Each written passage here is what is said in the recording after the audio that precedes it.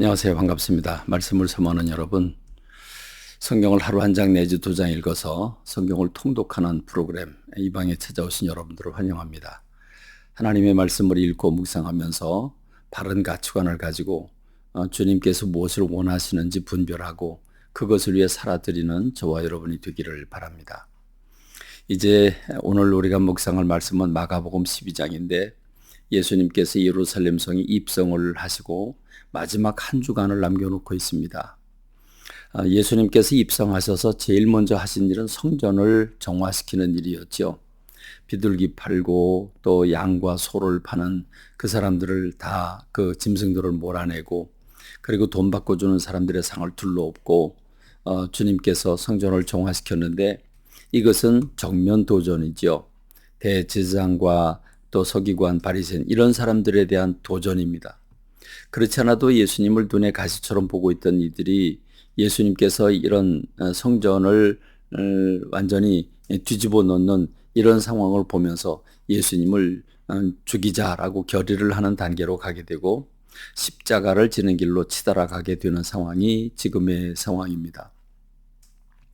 그렇습니다. 예수님께서 이렇게 선전포고를 한 거나 다름이 없고 저들은 예수님을 죽이려고 결의를 한 상태에서 이제 주님과 이 대제사장을 비롯한 서기관 바리새인들과 더불어 갈등이 점점 심화되고 있는 모습인데 이럴 때 예수님은 그동안에 아껴두셨던 말씀들을 본물 터지듯이 그렇게 폭포수처럼 쏟아 부어 주십니다. 그래서 포도원 농부의 비유를 주지만 이 비유가 비유 같지만 사실상 비유가 아니죠. 그렇습니다. 이 포도원 농부의 비유를 통해서 주님께서 오랫동안 선지자들을 보내서 그들을 돌아오게 하고 돌아오게 했지만 선지자들을 잡아 죽이고 그러나 이제 아들을 보내면 그래도 존대하리라고 했는데 아들마저도 잡아 죽이게 되니까 그 주인이 어떻게 하겠는가 돌아와서 다 진멸시키겠다. 다시 말하면 우리 주님께서 심판하실 것을 말씀하고 계시는 거죠. 그렇습니다. 이 포도원 품꾼의 비유를 우리가 읽으면서 우리는 과연 주님의 뜻을 분별하고 주님의 뜻대로 살고 있는가, 하나님이 원하시는 삶을 살고 있는가를 돌아봐야 될 것입니다.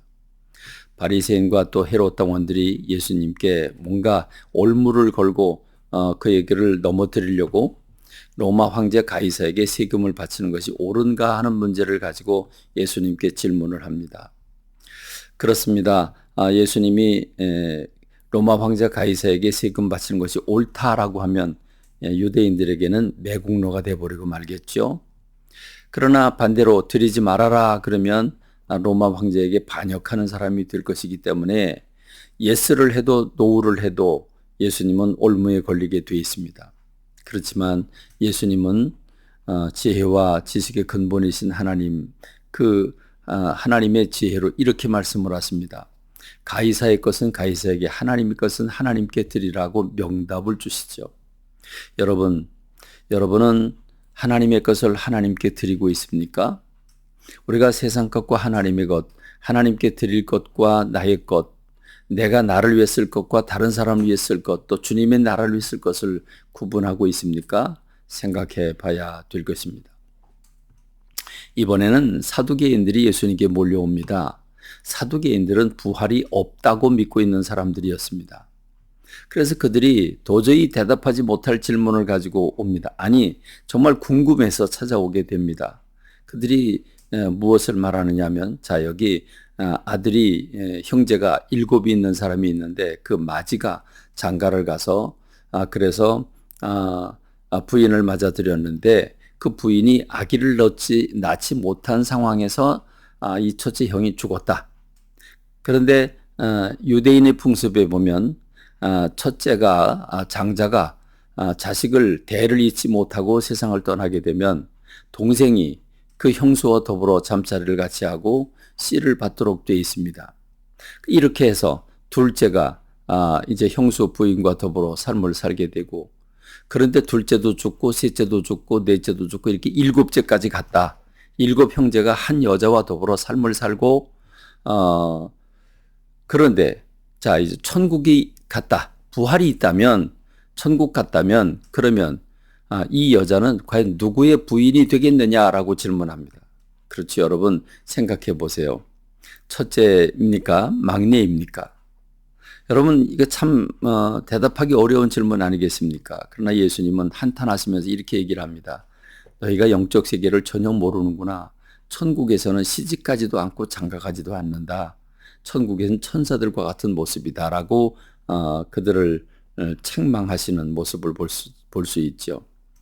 여러분 오늘 우리가 옳고 그름을 항상 따지고 뭔가 올무에 걸리게 하려고 하는 그 아주 그 이렇게 갈고리가 걸린 마음이 우리들 마음이 있지는 않습니까?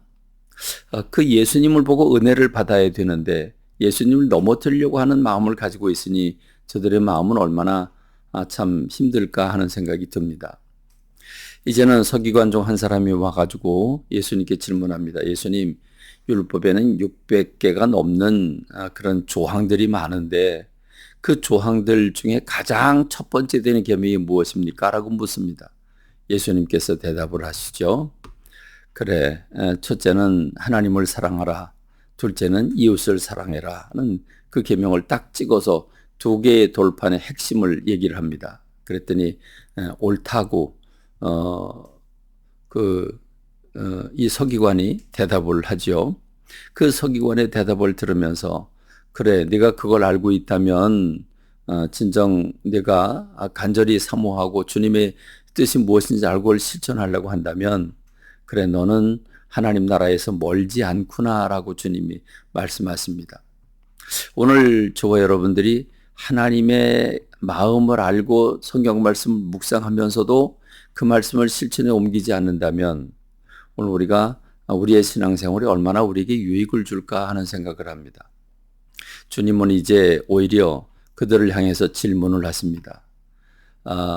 다윗이라고 하는 우리의 선조가 어찌해서 그리스도를 주라고 부를 수 있겠는가?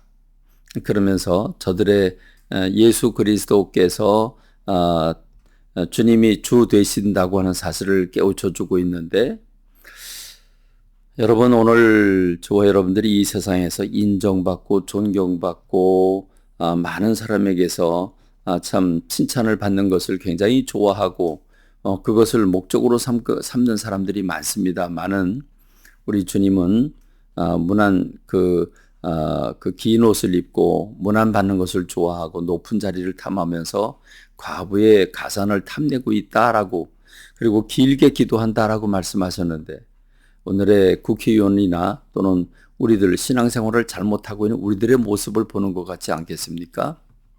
오늘 이 말씀들을 읽으면서 내가 어떻게 살아야 되는지 깊이 묵상하고 주님의 뜻에 반응하는 저와 여러분이 되기를 바랍니다. 감사합니다. 말씀을 맺겠습니다.